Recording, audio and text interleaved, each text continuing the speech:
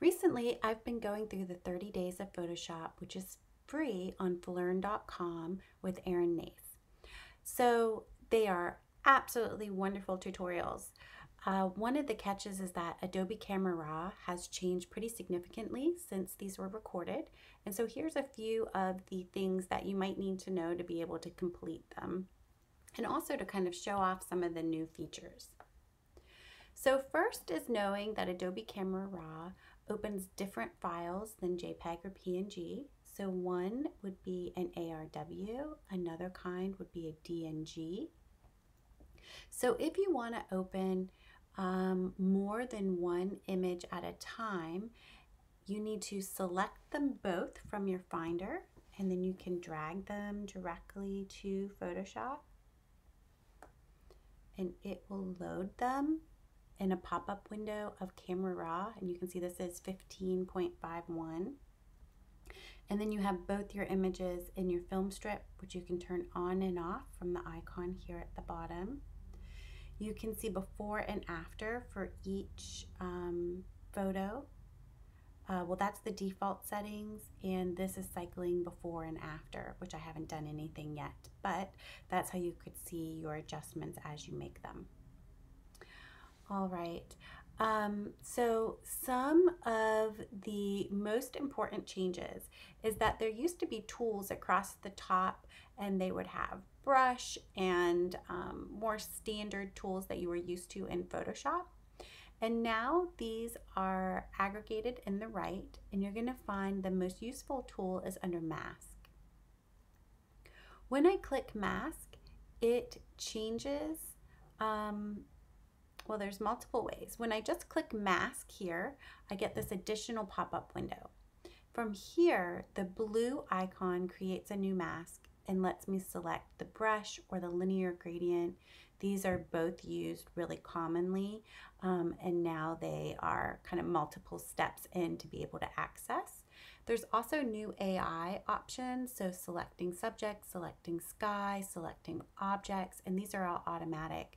So in this case, if I wanted to select the sky, Camera Raw is detecting my sky. It has it here in this mask. Now with my mask selected, I can change things like my exposure, maybe my contrast. I think I still have before and after on. There we go, okay. Maybe it's my shadows.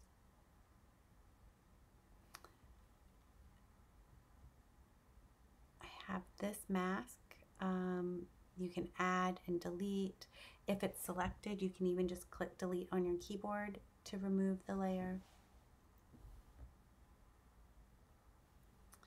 All right, so you can see that I'm adjusting just the sky right now.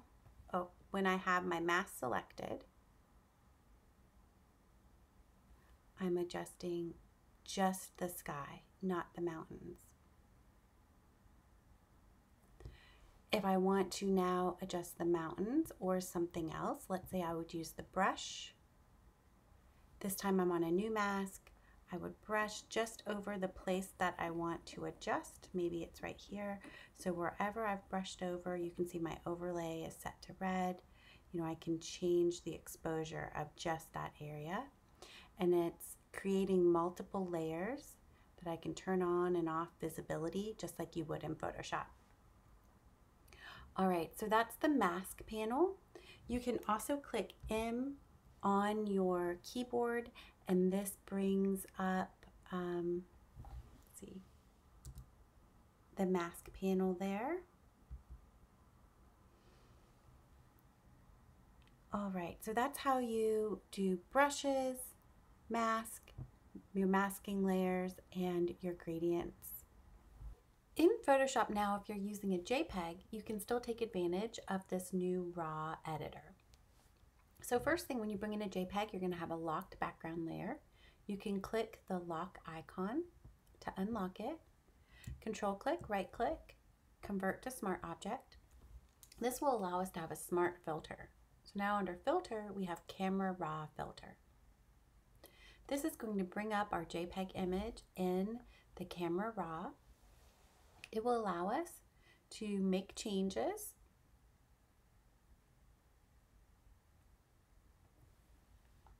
There are neat things like you can add a vignette, really easy. To the right is white, to the left is black. You can adjust curves, adjust clarity, dehaze, right? So lots of things that you can do. All right, so when we say okay, it will render it. And because we've created our JPEG as a smart object, we now have a smart filter. So I can turn on and off the changes that I made. So I can come back and say, those changes are terrible. I can double click the smart filter and it will, I can actually double click the camera raw filter. It will bring it back up with all of my settings. So I could come back and completely change it. Say okay.